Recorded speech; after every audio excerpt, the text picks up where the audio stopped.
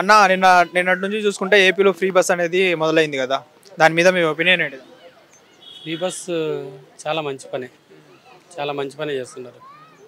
ఇప్పుడు అలాగే చూసుకుంటే తెలంగాణలో ఫ్రీ బస్సు పెట్టి ఆడవాళ్ళు కొట్టుకోవడం, చాలా ఆర్టీసీ కండక్టర్లను కొట్టడం, డ్రైవర్లను కొట్టడం చాలా జరుగుతున్నాయి. అలాగే ఏపీలో కూడా జరుగుతాయా? జరగదండి. అలా ఎలా చెప్పగలుగుతున్నారు? ఎందుకంటే ఏపీలో చాలా అంటే ఏపీ అంటే కొంత మధ్యతరగతి కుటుంబాలు చాలా ఉన్నాయి ఏపీలో. తర్వాత ఇదేమంటారు, కరువు ప్రాంతం ఏపీ అంటే. కరువు ప్రాంతం? అవును, ఒక ఫ్యాక్టరీ లేవు, దాంట్లో కూడా కొన్ని. కరువు ప్రాంతం అని మీరే అన్నారు, అంటే ఏపీకి ఆదాయం లేదు, ఏమీ లేదు. అలాంటప్పుడు ఫ్రీ బస్సులు, ఈ 6 గ్యారెంటీలు అవసరమా ఏపీకి? చెప్తానండి, దాని గురించి కూడా చెప్తాను. ఇప్పుడు ఒక పల్లెటూరు తీసుకోండి, ఎందుకు దాంట్లో సిటీకి పోవాలంటే చాలా ఇబ్బంది పడతారు. ఇబ్బంది పడతారంటే ఇప్పుడు ఆటో డ్రైవర్లకి ఇప్పుడు అక్కడ కంపల్సరీగా ఆటో ఎక్కాలి కాబట్టి, ఆటోలోనే రావాలి, ఆటోలోనే పోవాలి కాబట్టి వాళ్ళకి ఇప్పుడు ఆ ఊర్లకి బస్సులు వేసి ఆ బస్సులకు ఫ్రీగా పెట్టి వాళ్ళకి ఏదో కొంచెం ఆదాయం చూపిస్తున్నాడు కాబట్టి మంచిదే జరిగింది. ఇప్పుడు గవర్నమెంట్కి ఆదాయం లేదు కదా, అలాగే అప్పులు తీసుకొని వచ్చి వీళ్ళకి ఇప్పుడు ఆడవాళ్ళకి ఫ్రీ బస్ అనేది అవసరమా? అప్పులు తీసుకొని వచ్చి మరి వీళ్ళకి చేయడం అవసరమా అనేది అడుగుతున్నా. ఇది అప్పు చేసి తప్పు చేసి అని కాదండి, కానీ మంచి పనే చేస్తున్నారు. అప్పు దేనికి పెడుతున్నారో ఏమో నాకు తెలియదు. ఇంతకుముందు ప్రభుత్వంలో అప్పు దేనికి పెట్టారు అడగండి, మీరు చెప్పండి. అవును, ఇంతకుముందు ప్రభుత్వం ఆయన బాబు గారే అన్నారు, అప్పులు తీసుకుని వచ్చి జనాల్ని సోమరిపోతుల్ని చేస్తున్నారు డబ్బులు ఇచ్చి అని. ఇప్పుడు అదే బాబు గారు అదే డబ్బులు ఇచ్చి సోమరిపోతుల్ని చేయట్లేదా? జనాల్ని ఫ్రీ బస్సులు పెట్టి ఇవన్నీ 6 గ్యారెంటీలని అవన్నీ చెప్పి చేయట్లేదా?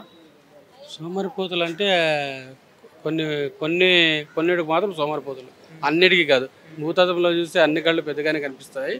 కాబట్టి ఈ మన పల్లెల గ్రామంలో ఉంటారు కదా, వాళ్ళు ఏదైనా ఫ్యాక్టరీలకి చిన్న చిన్న ఉద్యోగాలకి వెళ్ళేటప్పుడు వాళ్ళకి ఏదో 10 రూపాయలు మిగులుతుంది, అమ్మయ్య ఈ నెలలో 1500 మిగిలింది, ఒక చీరో ఏదో తింటాం అని ఆలోచనలో ఉన్న వాళ్ళు కూడా ఉన్నారు.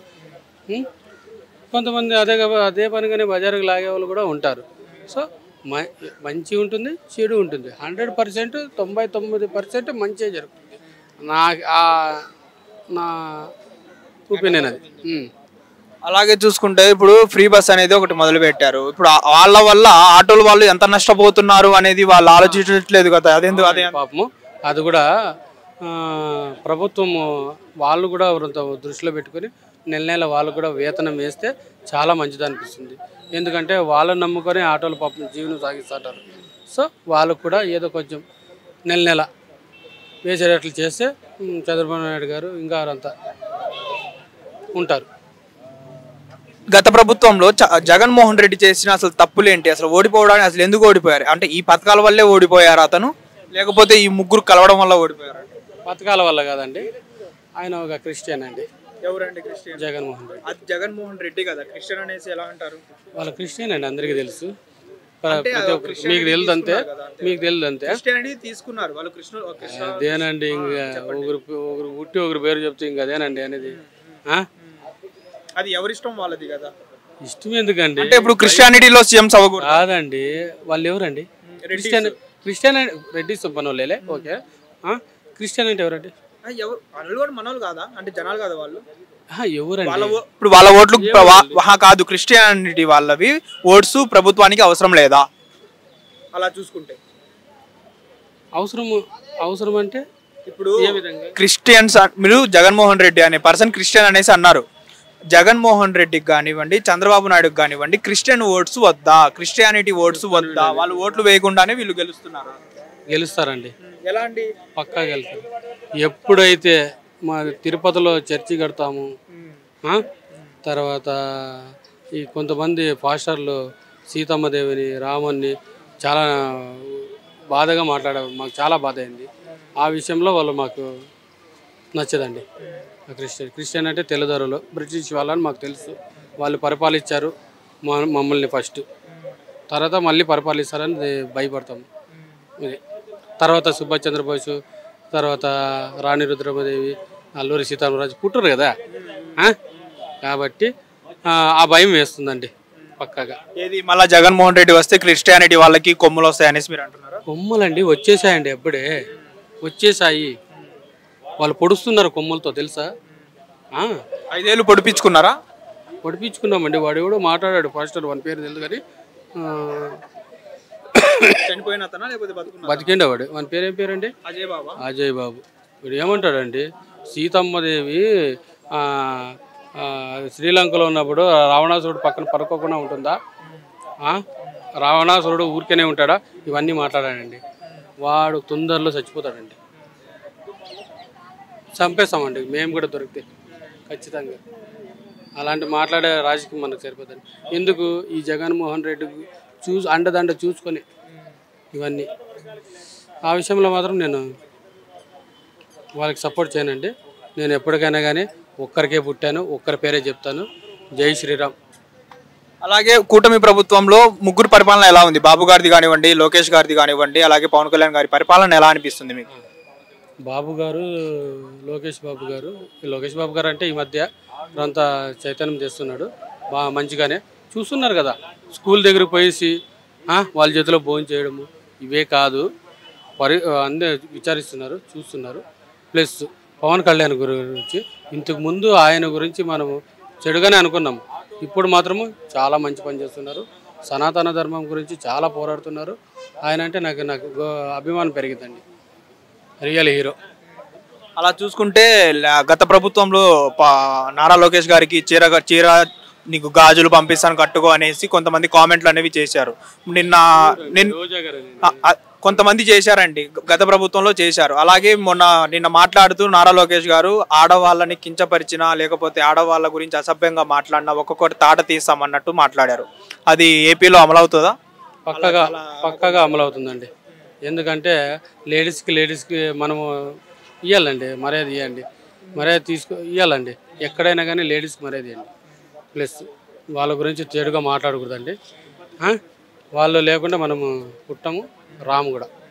ప్లస్ వాళ్ళ నుంచి మనం లోకం చూస్తాము కూడా, అది మనసులో పెట్టుకున్నాలా ఎవరైనా కానీ. అలాగే చూసుకుంటే ఇప్పుడు జగన్మోహన్ రెడ్డి నెక్స్ట్ మేమే వస్తాము 2.0తో ఒక్కొక్కడికి రాసి పెట్టుకోండి ఒక్కొక్కడి పేర్లు అది ఇది అనేసి అంటున్నారు. 2.0 కాదండి, 420 వస్తుంది. నెక్స్ట్ రారండి, పక్కా చెప్తున్నాం. ఎందుకంటే కూటమి ప్రభుత్వము ఈసారి మంచి బలంగా, ఎందుకంటే వాళ్ళు హిందువులండి. మోదీజీ గారు 14 రోజులు ఉపవాసం ఉండి అక్కడ నిర్మాణం చేశారండి. వాళ్ళు చాలా గ్రేట్ అండి. ఇప్పుడు నెక్స్ట్ కూడా కూటమి ప్రభుత్వమే వస్తుంది అంటున్నారు. పక్కాగా వస్తుందండి, 100%. ఎవరన్నా ఛాలెంజ్ ఉంటే, నాది 5 ఎకరాల పొలం ఉంది, 5 ఎకరాల్లో 2.5 ఎకరా నా తమ్మునికి పోతుంది, ఇంకా 2.5 ఎకరా నాది. కాబట్టి ఎవరైనా కానీ నా కెపాసిటీ పెట్టి ఆ 2.5 ఎకరా, ఇప్పుడు అందరి ముందు చెప్తున్నాను, మీ ఛానల్ ఏదో తెలుసు నాకు, హిట్ టీవీ ఛానల్లో ఎవరైనా కానీ దమ్ము ధైర్యము, ఎవరైనా, నేను మీసాలు తీయను ఏమి తీయను, ఇప్పుడు తీసేసాను కాబట్టి తీయలేను, కాబట్టి ఎవరికైనా దమ్ము ధైర్యం ఉంటే నెక్స్ట్ ఆ 2.5 ఎకరా పత్రాలు నేను తెస్తాను. వాళ్ళు అదే సేమ్ పత్రాలు తీసుకురమ్మని నెక్స్ట్ గెలిస్తే వాళ్ళకి ఇచ్చేస్తాను.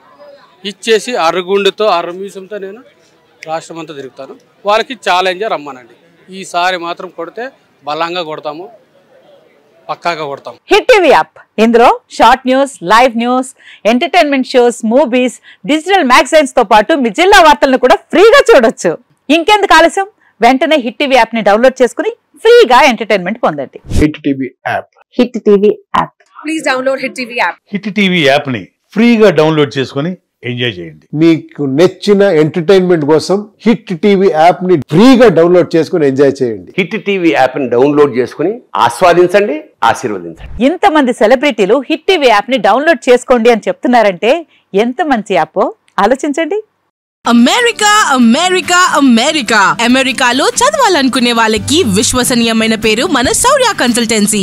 UK లో 1 year masters, UK లో 1 year masters, 2 years work permit up to 5 years visa. Contact Saurya Consultancy. Contact 89851 89851.